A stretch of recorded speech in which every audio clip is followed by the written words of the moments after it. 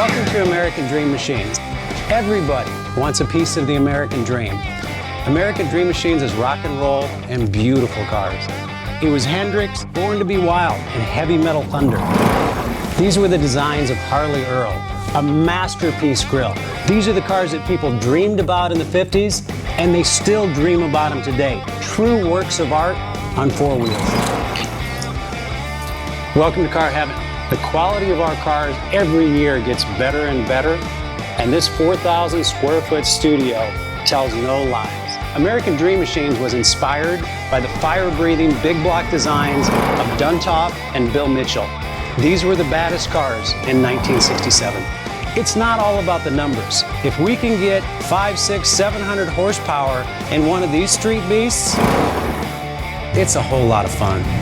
At American Dream Machines, we've purchased thousands of cars over the years, and we've learned the hard way. We had to fix them. Our mechanics and restoration staff here are the dream team, and they get 200 cars a year ready for our customers. Yes, I love that. American Dream Machines opened our doors in 2003. We've sold thousands of cars all over the country and all over the world. We have beautiful cars here, and you should own one. So you want to drive the Buick in the back?